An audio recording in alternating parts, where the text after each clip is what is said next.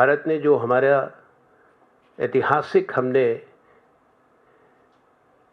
Position ली है मानवता के लिए, मानव अधिकारों के लिए, और हमारी आवाज़ को विश्व ने हमेशा सम्मान से सुना।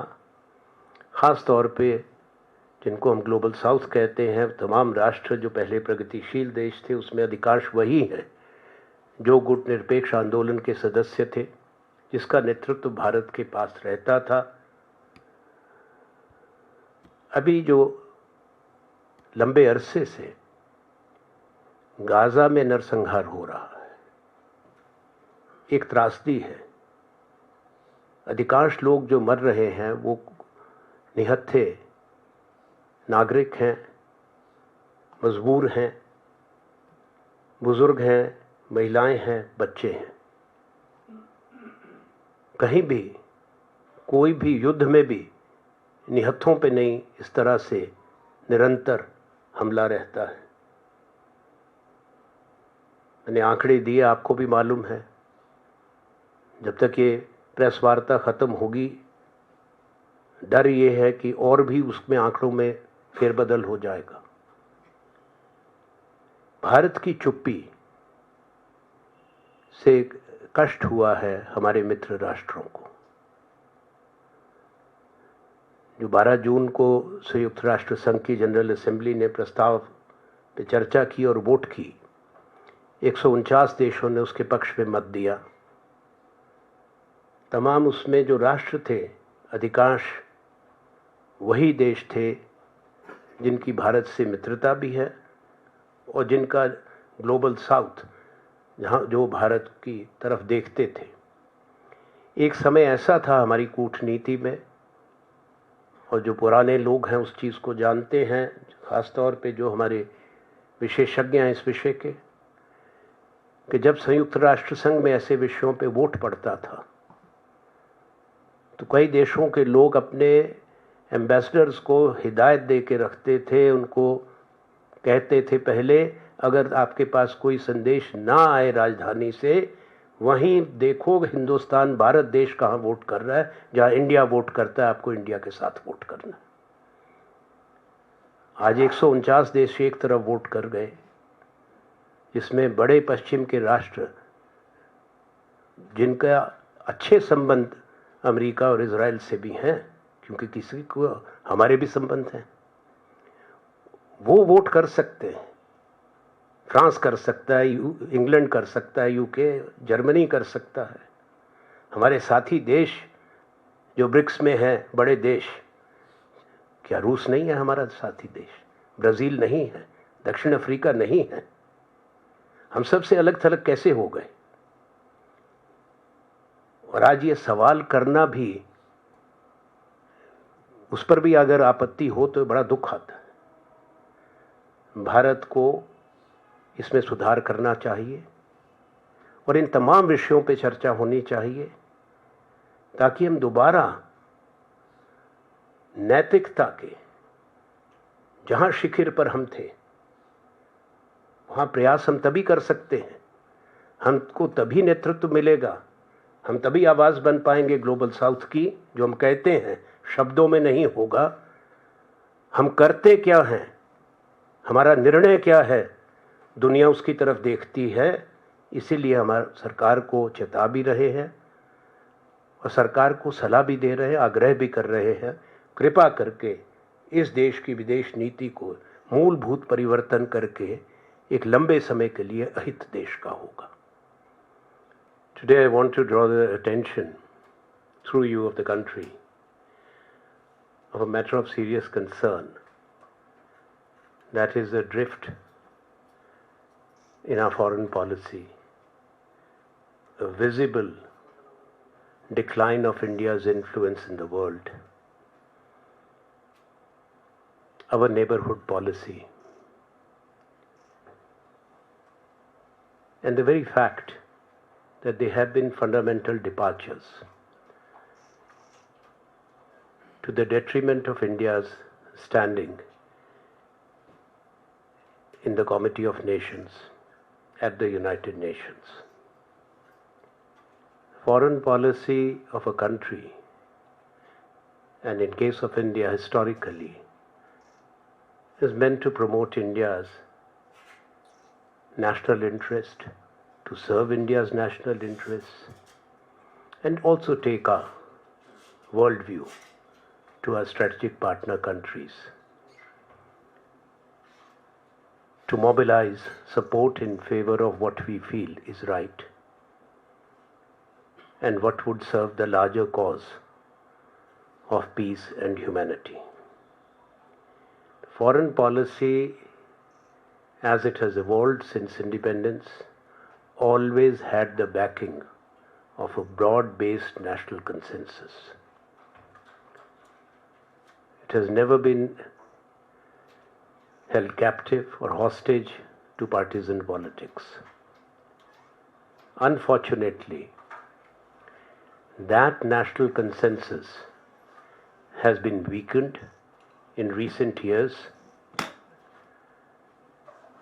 if not completely broken down, which it has on many of the positions that the government has arbitrarily chosen to take, departing from India's traditional positions without consulting either the parliament or informing.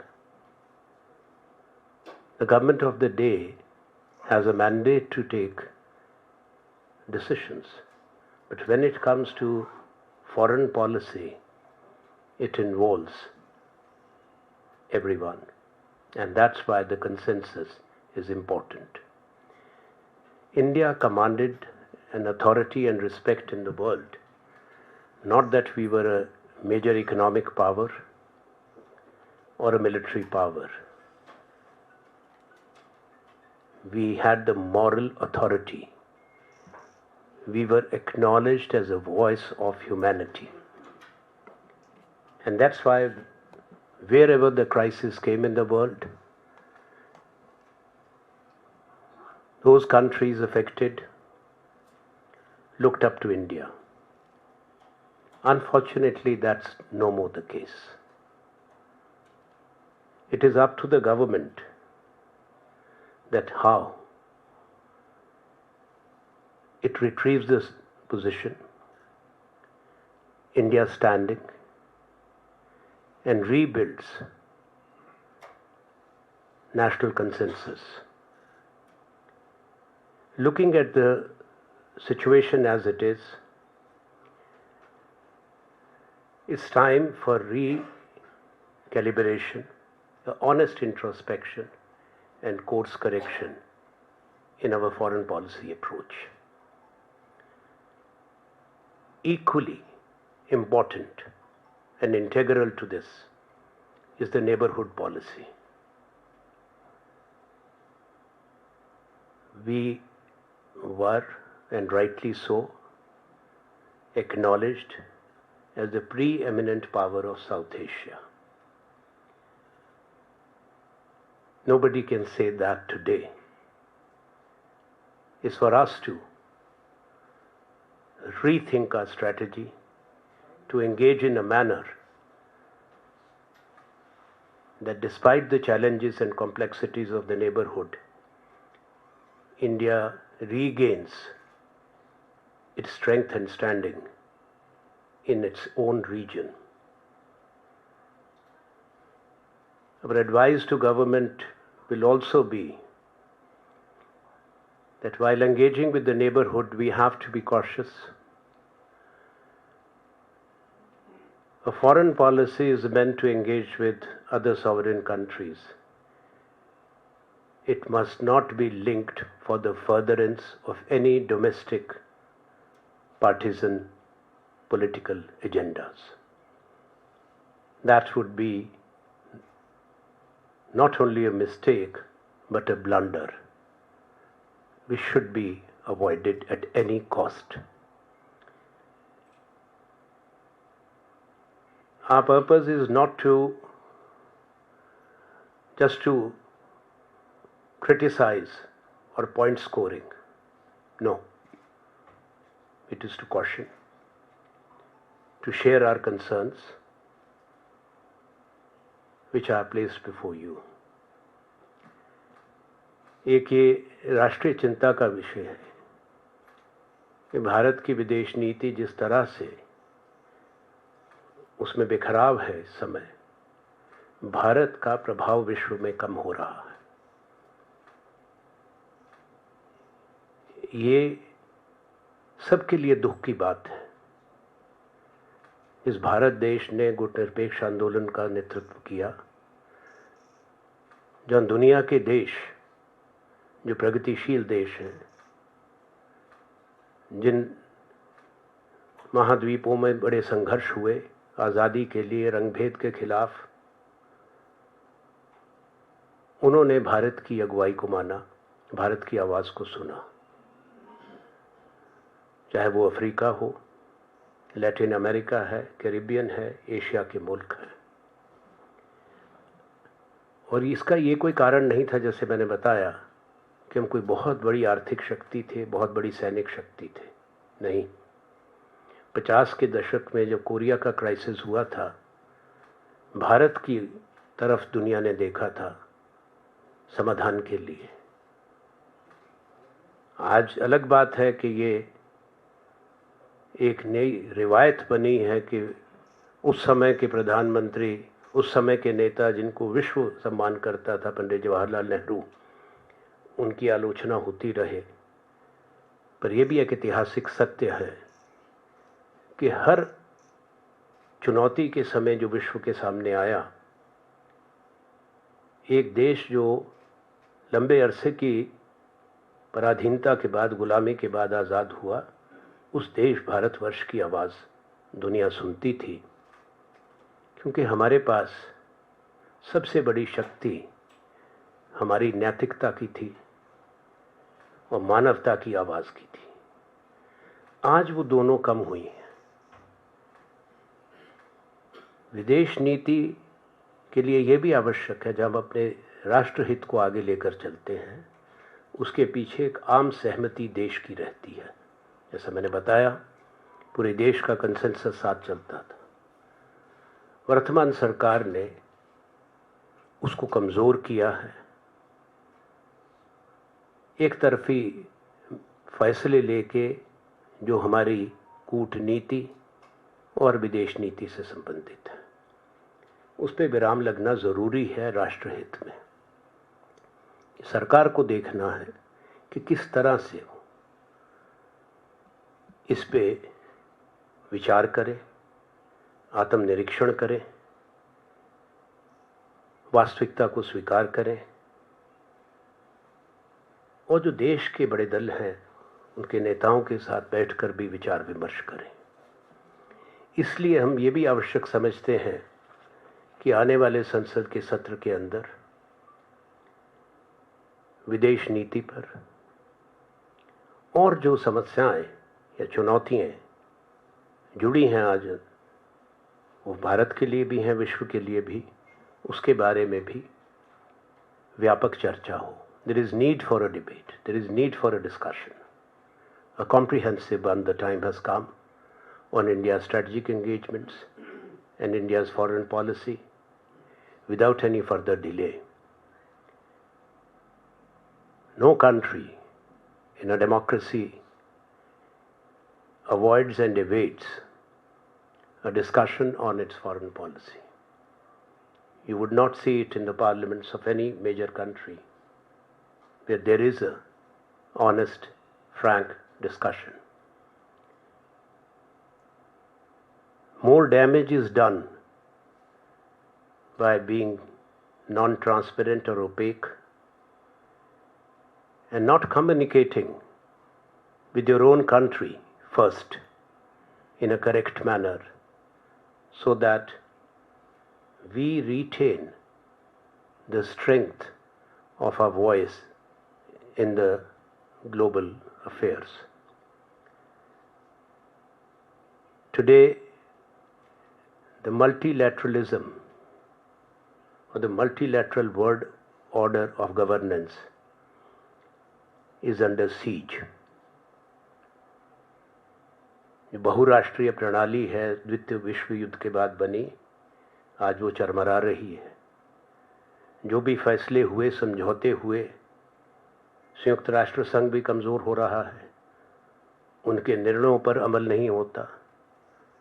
अगर कोई निर्णय होता है उसकी खुली मुखालफत होती है।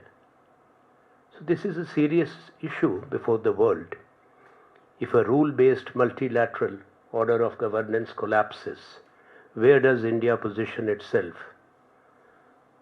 along with its strategic partner countries? This is a fundamental challenge today before us. It cannot be wished away. You all are aware what's happening in the world. So unless and until we, along with our partner countries, have a strong voice, we will not be able to influence, let alone determine, the future course in the world that we live in. See, a country which has taken the right positions, which I referred to, for which we have been respected, for us to be a mute witness, to be silent on what is happening in Gaza, is unacceptable. It has shocked our traditional partner countries, those who looked up to India, that India will speak. India had taken a position, so had the Indian National Congress in October 2023 when there were attacks by Hamas. But after that, what's happening is a collective punishment to innocent Palestinian people, especially old, elderly, men and children. Tens of thousands, as per the UN agencies, almost 500,000 people, mostly children and women, are facing starvation. It is mass killing, brutal killings, a genocide. It's a human catastrophe. 58,000 or more. Every day the number changes. When people go, starving people, to collect the food, live ammunition is used and people die. It's not just a number. It concerns an entire people and a region. The number of injured, maimed people would be 4 times more. 81% of the territory there, which is under illegal occupation, by the way, since 1967, is under the Israeli military control. India has relations with both. Why India cannot use its influence and voice to tell Israel to stop? That's the question. Because what is happening is in brazen violation of international law, UN Charter, and the Charter on Human Rights. Last month, on 12th of June, when the UN General Assembly discussed this matter and a resolution was voted upon, and what was the resolution? For ceasefire, for immediate cessation of hostilities and military action, so that much needed humanitarian assistance could reach the trapped people. 149 countries voted for the resolution. The land of Gandhi, who had taken a position on this matter way back around when this Balfour Declaration took place and the First World War was ending, abstained. India did not vote for peace and for ceasefire. That's I cannot use the word unfortunate, that is painful, unacceptable, that one action diminished India's credibility as a leader and voice of Global South. Because all the countries of the Global South voted for the resolution, how can the leader not be with them? And not only the countries of Global South, but also major countries of Europe, including two P5 countries, UK, France, Germany, they all voted for the resolution. Of our traditional partners in BRICS also, the original founders of the BRICS, Brazil, Russia, India, China, and then South Africa joined. All four were with the resolution, voted for the resolution. The countries I named in Europe, they have strong relationship both with Israel as well as with America. But yet they voted for humanity, which we did not. It is a fundamental departure from India's traditional position. And the silence continues. We would urge the government, they should, as we wish to be, to reclaim our moral standing as a voice of the Global South by speaking on this and prevailing upon the strategic and traditional partners to work for bringing earlier peace in Gaza and the region. मैंने अपनी बात आपके सामने रखी, धन्यवाद. कोई प्रश्न होगा इसी विषयों से संबंधित तो मैं उसका उत्तर दूंगा.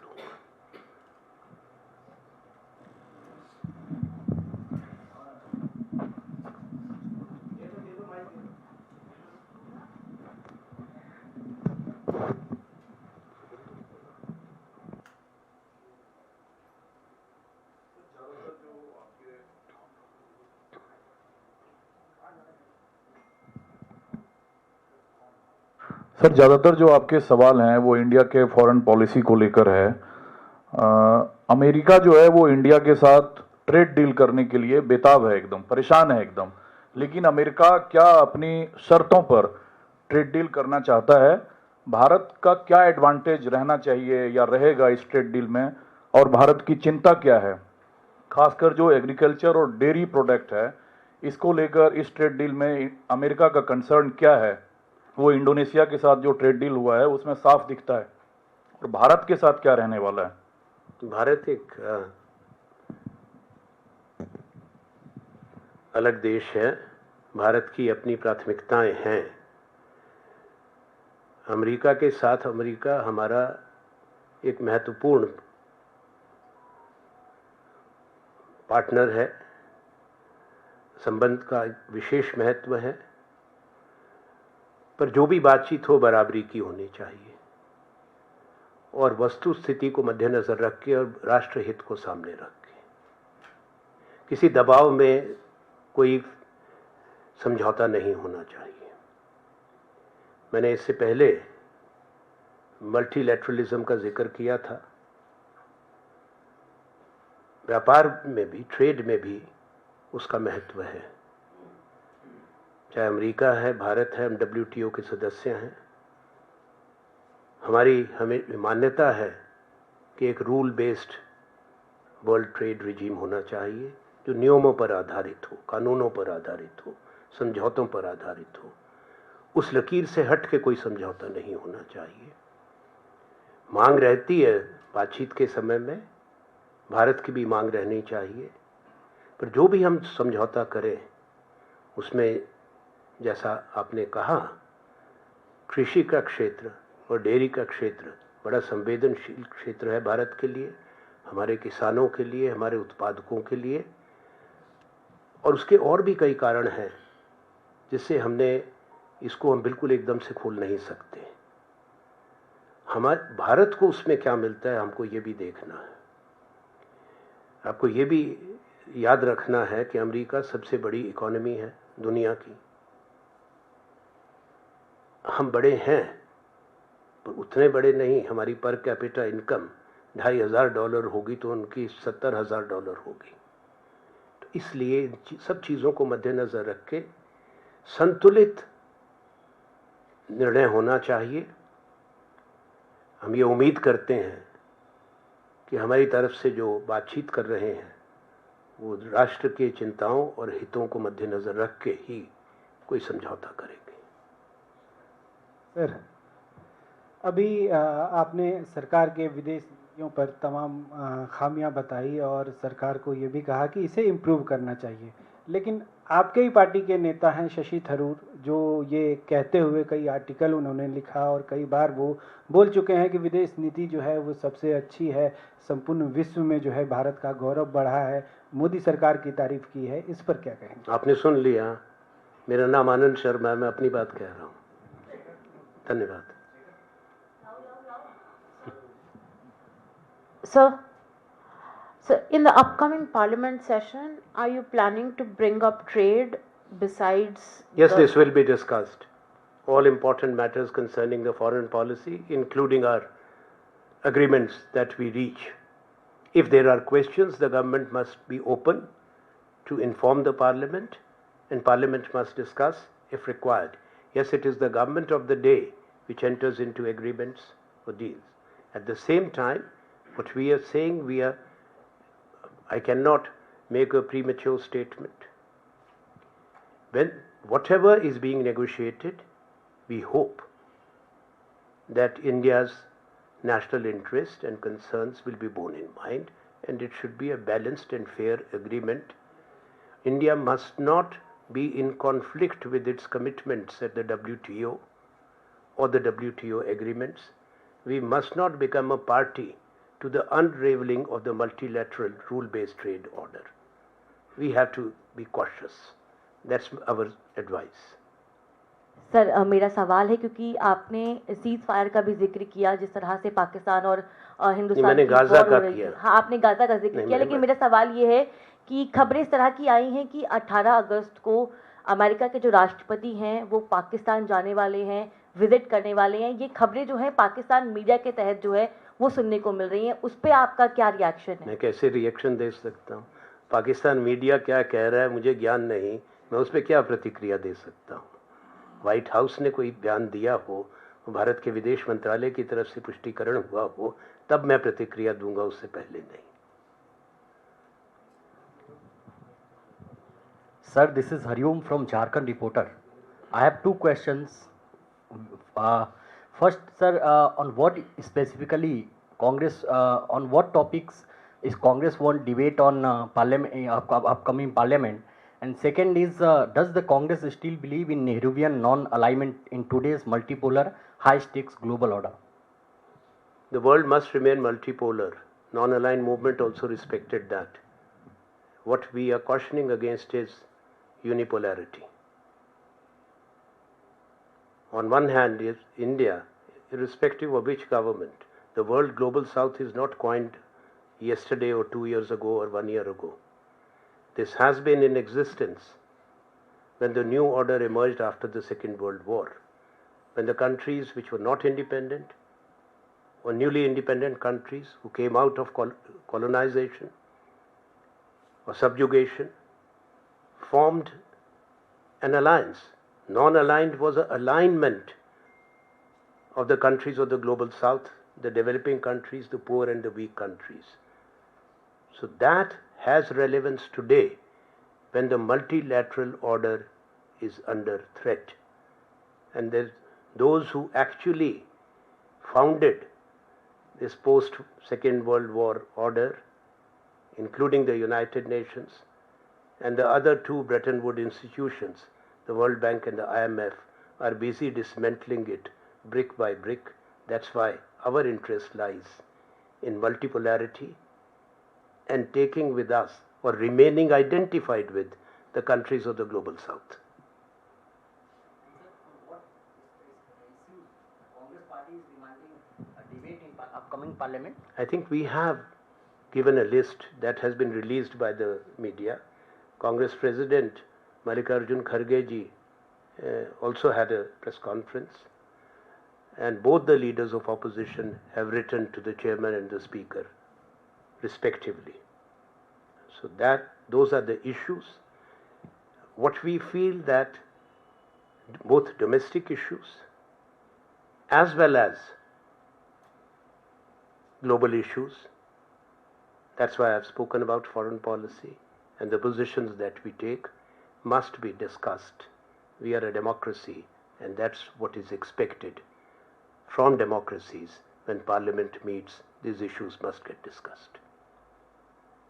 Thank you. जिसमें ये दिखाई दे रहा है कि अमेरिकी राष्ट्रपति हर देश को, हर घटना को ट्रेड से जोड़ के कहते हैं। भारत पाकिस्तान के बीच युद्ध विराम हुआ, उसको लेकर उन्होंने तकरीबन 23 बार से ज़्यादा ये कहा कि उन्होंने ट्रेड थ्रेट दिया और उसकी वजह से ये सीज फायर हुआ। वो यही बातें इजराइल के और बाकी जो ईरान के बीच में हुआ उसमें भी उन्होंने कहा। तो बार बार वो जिस तरह से ट्रेड थ्रेट देके आर्म ट्विस्ट करते हैं, ऐसे में भारत के साथ जो ट्रेड डील होने जा रही है उसमें भी वो एक तरह से एक प्रेशर बनाया हुआ है उन्होंने अपनी तरफ से कि हम इतना टैरिफ लगा देंगे अगर भारत सरकार एक तय समय सीमा के अंदर अमेरिकी शर्तों के आधार पे व्यापारिक समझौता नहीं करता है। देखिए, उनकी नीति है और उनकी सोच है। अमेरिका बहुत शक्तिशाली बड़ा देश है और बाकी बड़े देश हैं दुनिया में, भारत भी है, आपने रूस का भी जिक्र किया था, चीन भी है, यूरोप के बड़े देश हैं, जापान है, जर्मनी है, कोरिया है। अब उनका सबसे झगड़ा चल रहा है, सब पर टैरिफ है, बाकियों को धमकी है। ये सब देश और भारत देश भी लाचार नहीं है, बेबस नहीं है। दबाव में और धमकी में कोई समझौते नहीं हो सकते। ये अमेरिका को संदेश भी स्पष्ट होना चाहिए कि वो स्वीकार्य नहीं है। सम्मानजनक बात होती है, अपमानजनक समझौते नहीं होते।